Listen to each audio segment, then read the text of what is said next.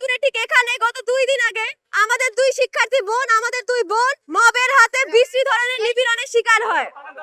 শুধু এই একটি ঘটনাই নয়, আপনাদের মনে করিয়ে দিতে চাই 5 আগস্টের পর থেকে, এমনকি ইন্টারিম সরকার ক্ষমতা গ্রহণ করলো যবে থেকে, স্বরাষ্ট্র উপদেষ্টা একবার বদলানোর পর থেকেও সারা দেশ জুড়ে ছিনতাই, ডাকাতি, খুন, ধর্ষণ, নিপীড়ন, মব জাস্টিস এই ধরনের ঘটনাগুলি ঘটেই চলেছে, বরং এক ফোঁটাও কমেনি। এর মাঝে আমাদের যে স্বরাষ্ট্র উপদেষ্টা জাহাঙ্গীর, তিনি নির্লজ্জের মতো ঔদ্ধত্য দেখিয়ে একদিন রাত 3টায় সংবাদ সম্মেলন করে বললেন যে দেশ ঠিকই আছে। তার সেই সংবাদ সম্মেলন বন্ধুরা, আপনারা যদি চোখ বন্ধ করে শুনতেন তাহলে আপনাদের মনে হইতো এটা আওয়ামী লীগের আমলেরই কোনো মন্ত্রী, কেবল আওয়ামী লীগের জায়গায় বিএনপি জামাত বসবে।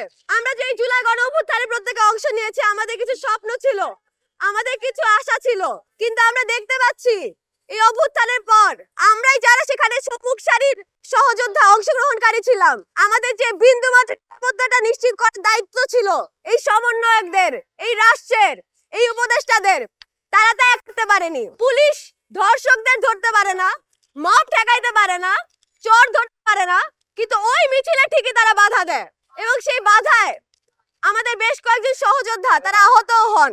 সেই জায়গা থেকে আমরা একটি মশাল মিছিল করি। আবারও আমরা স্বরাষ্ট্র উপদেষ্টা জাহাঙ্গীরকে সময় বেঁধে দেই যে আপনি 24 ঘন্টার মধ্যে পদত্যাগ করেন, ক্ষমা চান আমাদের কাছে।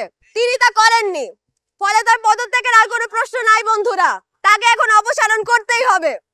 ইউনূস সরকার, ইন্টারিম সরকার, সমন্বয়করা নতুন রাজনৈতিক দল, আপনারা জুলাইয়ের কথা বলেন, আমরা জুলাই বলতেছি, আমাদের কথা শোনেন।